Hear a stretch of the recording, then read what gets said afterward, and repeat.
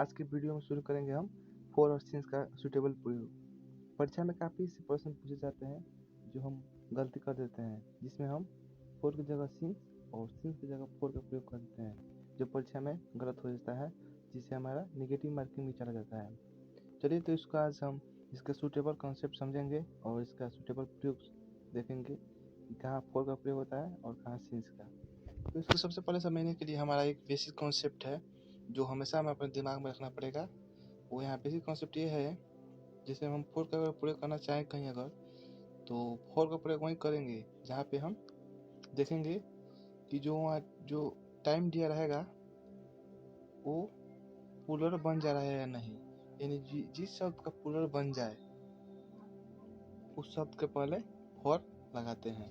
यहाँ पे दिया हुआ है, तो यानी कहने का मतलब यह है कि जो भी टाइम दिया हो या फिर जो भी शब्द दिया हो वो शब्द का प्लूरल बन जाता है या नहीं, पहले ये देखेंगे। तो अगर बन जाए तो उसके पहले फोर लग जाएगा। तो जैसे मैं एग्जांपल हम देखते हैं, यहाँ पे एग्जांपल में दिया है डेज। तो जो डे होता है, डे का ही प्लूरल ना डेज है, तो इसी प्रकार यानी इसका प्लूरल बन जाएगा डेज। और वैसे यहाँ दिया है ईयर्स। तो ईयर्स क्या है, ईयर का ही ईयर्स बना है, यानी इसका प्लूरल बन गया है शब्द का, इस टाइम का। शब्द और टाइम दोनों एक ही है, क्योंकि जो शब्द दिया है वो डेज है और डेज क्या है, प्लूरल है, यानी ये टाइम है, इसका प्लूरल बन जा रहा है। इस प्रकार इसके पहले हम क्या लगाएंगे, अगर यहाँ दे दिए 5 ईयर्स और 2 डेज, तो दोनों को पहले क्या लग जाएगा, इन दोनों को पहले 4 लग जाएगा। और परीक्षा में कैसे पूछेगा, परीक्षा में दे देगा जैसे कोई वाक्य दे देगा और इसके लास्ट में दे देगा 2 डेज, तो इसके पहले हम क्या लगाएंगे, इसके पहले फिल इन द ब्लैंक्स के रूप में दे देगा और इसके पहले हम 4 लगाएंगे। या फिर 5 ईयर्स दे देंगे, इसके पहले फिल इन द ब्लैंक्स देगा, इसके पहले हम क्या लगाएंगे, 4 लगाएंगे। ठीक उसके विपरीत ये होता है सिंस का प्रयोग। तो सिंस का प्रयोग में यहाँ दिया हुआ है कि सिंस का प्रयोग हम उसी समय करेंगे, यानी जो दिया हुआ जो शब्द रहेगा उस शब्द का प्लूरल न बन पाए, यानी जिस शब्द का, यानी जिस टाइम का प्लूरल न बन पाए उसके पहले हम सिंस का प्रयोग करेंगे, यानी उसमें हम सिंस ही सिर्फ प्रयोग करेंगे, फोर का नहीं। जैसे यहाँ पर हम एग्जाम्पल देख रहे हैं, एग्जाम्पल दिया हुआ है मंडे। जैसे मंडे यहाँ पे हुआ है, तो मंडे का तो प्लूरल होता नहीं है। मंडे ऐसा सुने हैं कभी, होता होगा ट्यूसडेज, इसमें ऐसा जैसे लगता है, कभी नहीं लगता है। या फिर कोई भी ईयर्स का भी नाम दे दे, या क्लॉक या टाइम ईयर कुछ भी दे दे, यानी जिसका प्लूरल ना बन पाए। पहले नज़र में अगर कोई भी टाइम दिखे तो उसको यही सोचना है, क्या उसका प्लूरल बन रहा है, हाँ तो बन जा रहा है तो प्लूरल, तो उसके पहले फोर लगेगा। और हाँ नहीं बन रहा है तो इसके पहले सिक्स लगेगा। अब सिक्स किस में लगेगा, यानी इसका प्लूरल नहीं बन पा रहा है। जैसे यहाँ पे एग्जाम्पल हम देख रहे हैं मंडे, तो मंडे का मंडे तो नहीं होता है, लास्ट में एस नहीं लगा होता है, तो इस प्रकार इसमें मंडे का प्लूरल नहीं बन पा रहा है, इसलिए हम सिंस लगा दिए हैं। ठीक है। और यहाँ पे नेक्स्ट दिया है, एक और एग्जाम्पल देखते हैं हम। जैसे देते हैं यहाँ 5 o'clock, इसका भी तो प्लूरल नहीं बन पाएगा। 5 o'clock ऐसा सुने हैं कभी, होता होगा, नहीं होता है। तो इसी प्रकार हम इसके पहले सिंस लगा दिए हैं। एक और एग्जाम्पल लेते हैं यहाँ पे हम, जैसे कोई ईयर का नेम दे दे 2017, 2021, 2022, या फिर कोई भी ईयर का नाम दे दे, तो इसके पहले हम क्या लगाएंगे, सिंस का ही प्रयोग करेंगे। ठीक है, यानी हमेशा सिंस का प्रयोग होगा। ये है बेसिक कॉन्सेप्ट और आपको हमेशा इसको दिमाग में रखना है और हमेशा इसको बनाते समय पूरा चीज़ का ध्यान रख कर ही बनाना है। चलिए बढ़ते हैं अब नेक्स्ट टॉपिक पे, जो इसका बेसिक कंसेप्ट और क्या है। इसका जो अगला कंसेप्ट है वो है फॉर का जो प्रयोग होता है उसका जो विस्तार रूप है वो कहाँ कहाँ होता है। इसका जो विस्तार रूप है ये है कि जो फॉर का प्रयोग होता है ये पीरियड ऑफ टाइम के लिए होता है, यानी अनिश्चित समय के लिए होता है। और जो सिंस का जो प्रयोग होता है वो पॉइंट ऑफ टाइम, यानी निश्चित समय के लिए होता है। तो ये निश्चित समय और अनिश्चित समय क्या है, पॉइंट ऑफ टाइम और पीरियड ऑफ टाइम क्या है, ये तो सबको जानता है। पॉइंट ऑफ टाइम के पहले सिंस और पीरियड ऑफ टाइम के पहले फॉर। तो ये आखिर होता क्या है, तो यही हमको समझना है। तो ये देखिए यहाँ पे देता है, पहले हम फोर का प्रयोग यहाँ समझेंगे, पहले फोर का। जैसे इसमें आप जानते हैं कि फोर का प्रयोग कहाँ होता है, यानी जिस शब्द या जिस टाइम का प्लूरल बन जाए। तो यहाँ पे देख रहे हैं कि प्लूरल किसका बन गया, हावर्स का, हावर का हावर्स बन गया है, डे का डेज बन गया है, नाइट का नाइट्स बन गया है, वीक का वीक्स बना सकते हैं, मंथ का मंथ्स बना सकते हैं, ईयर का ईयर्स बना सकते हैं। इस प्रकार कोई भी दे दे, जैसे 2 घंटा 5 घंटा कोई भी दे दे। अब डेज में आ जाएगा क्या, 2 डेज 4 डेज 6 डेज 8 डेज कोई भी आ सकता है। नाइट्स में क्या सकता है, 3 डेज नाइट 6 नाइट्स, एगो, या फिर कोई भी दे देगा ऐसे 9 नाइट्स ऐसे दे देगा, या फिर वीक्स दे देगा, ये first weeks, third weeks, fourth week, seventh week कोई भी दे सकता है, या फिर मंथ्स का नाम दे दे, फर्स्ट मंथ, सेकेंड मंथ, या 4 मंथ, फिर 6 मंथ, या फिर ईयर का नाम दे 2 ईयर्स, 4 ईयर्स, 9 ईयर्स, 8 ईयर्स, ऐसे कोई भी दे दे। तो इन सब का पहले हम क्या लगाएंगे, इन सब का पहले हम लगाएंगे क्या, सिर्फ फॉर का प्रयोग होगा। फॉर का प्रयोग क्यों होगा, क्योंकि इसका प्लूरल बन जा रहा है, इसीलिए हम फॉर का प्रयोग करेंगे। अब सिंस का प्रयोग कब देखते हैं, फॉर को तो समझ गए पूरा, आप समझते हैं सिंस का। तो सिंस का कैसे होगा, सिंस कैसे अभी हम बताए हैं कि निश्चित समय के लिए होता है, यानी जिसका प्लूरल नहीं बनता है। तो प्लूरल किसका नहीं बनता है, तो आप हम देख रहे हैं, जैसे हावर्स को, जैसे घंटा का कोई नाम दे, जैसे घंटा क्या होता है, हावर्स, हावर्स, जैसे 5 o'clock, इसका तो नहीं बनेगा, तो 5 o'clock इसका पहले क्या लग जाएगा, सिंस लग जाएगा।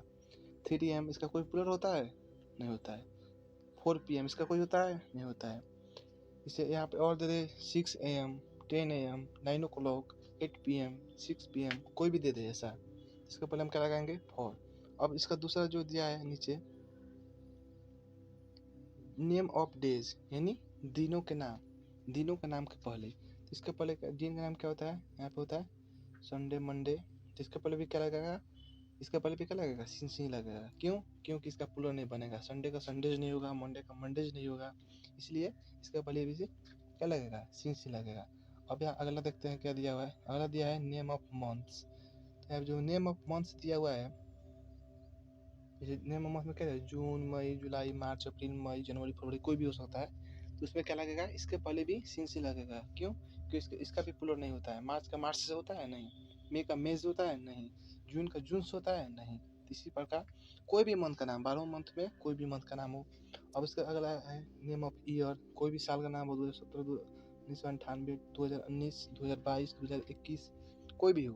फिर अगला यहाँ पर दिया हुआ है नेम ऑफ टाइम्स, समय के नाम के पहले। अब समय में क्या क्या आता है, morning, evening, today, tonight, या फिर नून, आफ्टरनून, कोई भी आ जाएगा। अब इसमें अगला फिर दिया रहा है एज, एज में क्या क्या आता है, तो एज में आता है चाइल्डहुड, ओल्डहुड, बॉयहुड, और इसमें अगला फिर आता है टाइम, जो होता है कोई भी टाइम इसमें अगर दे देगा आपको, कोई भी टाइम दे देगा, इस टाइम में क्या होता है, समय, कोई भी समय, जैसे अराइवल टाइम, डिपार्चर टाइम, ऐसे ही कुछ का दे देगा।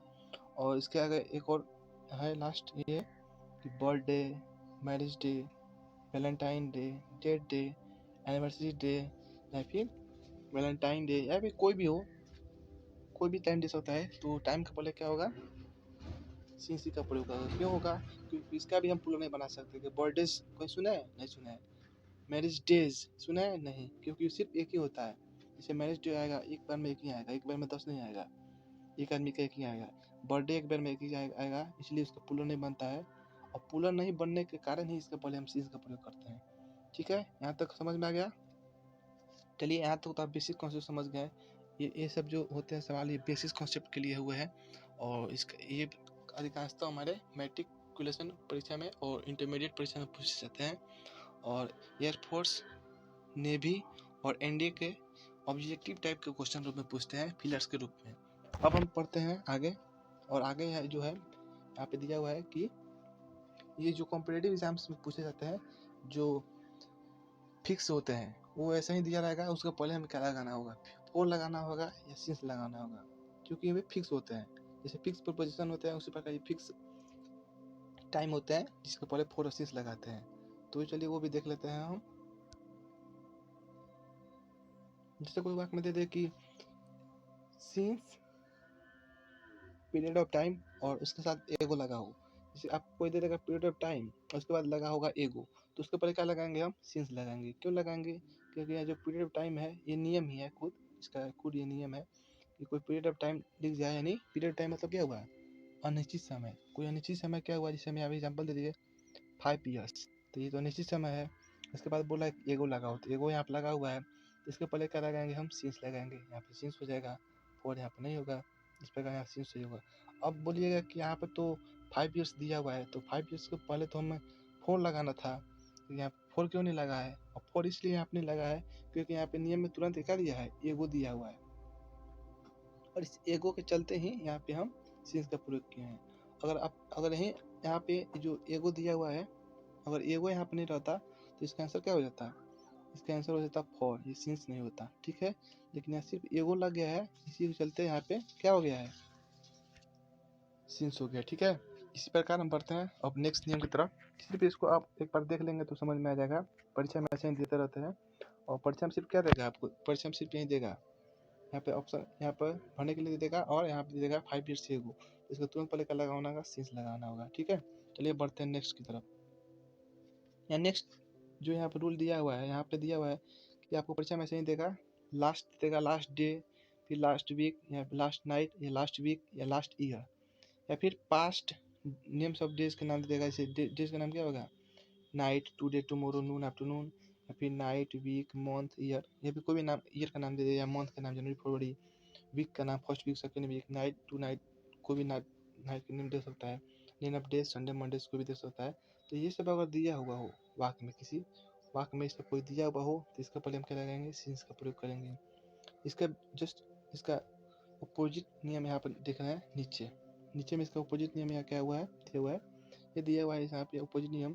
यहाँ पे जो है द लास्ट पास्ट यहाँ दिया था, यहाँ पे लास्ट पास्ट है, यहाँ सिंस दिया है, यहाँ पे फोर लग गया। अब यहाँ फोर क्यों लगा है, क्योंकि यहाँ पे द का प्रयोग नहीं हुआ है, लेकिन वहीं यहाँ पे द का प्रयोग हुआ है, तो द का प्रयोग होने के कारण यहाँ पे फोर का प्रयोग होगा।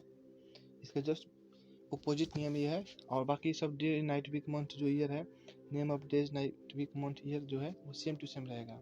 सिर्फ यहाँ दो आ जाने के कारण यहाँ पे हम फोर का यूज करते हैं। अगर इसको दो का हटा देंगे तो यहाँ पे क्या होगा, सिंस का प्रयोग होगा, जो ये वाला नियम हो जाएगा पहले वाला, ठीक है। इस प्रकार आपको उसको ध्यान देना है। और बढ़ते हैं अगला, फिर नेक्स्ट आगे जो नियम है वो यहाँ पे है। यहाँ पे किसी वाक्य में अगर दे दे डिसेंड या सेंचुरी, तो ये जो डिसेंड या सेंचुरी कोई दे देगा, डिसेंड मतलब होता है दशक और सेंचुरी मतलब शताब्दी, तो इसके पहले हम किस चीज़ का प्रयोग करेंगे, इसके पहले भी हम फोर का प्रयोग करेंगे, ठीक है। अब यहाँ पे इसका फिर इसके सटा हुआ एक और नियम है इसी में, इसके नीचे देखते हैं, यहाँ पे दिया हुआ है कि जो फोर फोर कब लगेगा, या फिर लॉन्ग लॉन्ग सेवरल या फिर मेनी दिखा इसी वाक्य में, और उसके बाद days night week month year दिखे, या फिर डिकेड दिखे, सेंचुरी या सेंचुरीज दिखे, जिसमें ऐसे भी लग सकता है, डिकेड्स भी हो सकता है, सेंचुरीज भी हो सकता है। तो इसके पहले हम क्या लगाएंगे, इसके पहले हम लगाएंगे फोर। फोर क्यों लगेगा, क्योंकि यहाँ पे लॉन्ग लॉन्ग और सेवरल या फिर मेनी का यहाँ पे प्रयोग हुआ है, और इसके बाद ये डेज नाइट वीक मंथ दिया हुआ है, ये नियम है, इसलिए इसे यहाँ पे फोर लगेगा, ठीक है।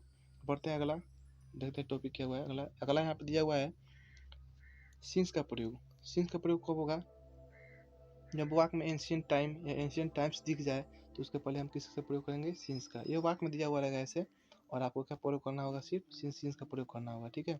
फिर इसके सटा हुआ एक और इसका नीचे नियम है दिया है, लास्ट नियम है भी है, कि यहाँ पे जो हम सिंस का प्रयोग कब करेंगे, एक और करेंगे जब ऑल द होल डे या फिर ऑल द होल नाइट हो, या ऑल द डे या ऑल नाइट हो, या ऑल डे या ऑल नाइट हो, तो इसके पहले हम क्या चीज़ का प्रयोग करेंगे, सिंस का। ऐसा सिर्फ आपको वाक्यों में ऐसे देखने को मिलेगा, ठीक है। ऐसा सिर्फ आपको वाक्यों में ऐसे देखने को मिलेगा, ऑल द होल डे वाला है, और इसका पहले हम सिर्फ सिंस का प्रयोग करेंगे। अब चलिए इसको समझ लेते हैं एग्जाम्पल के तौर पे। एग्जाम्पल में जैसे यहाँ दिया हुआ है, farmers have been working for, यहाँ पे देखिए फॉर का प्रयोग हम कर सकते हैं, लेकिन फॉर का प्रयोग नहीं किए हैं। क्यों नहीं किए हैं, क्योंकि यहाँ जो दिया है ऑल डे दिया हुआ लास्ट में, तो जैसे आप ऊपर यहाँ नियम में पढ़े हैं कि ऑल डे अगर आ जाए तो उस वाक्य में सिंस का प्रयोग होगा, इसलिए हम यहाँ पे सिंस का प्रयोग किए हुए हैं, ठीक है। तो इसका आंसर हो जाएगा सिंस।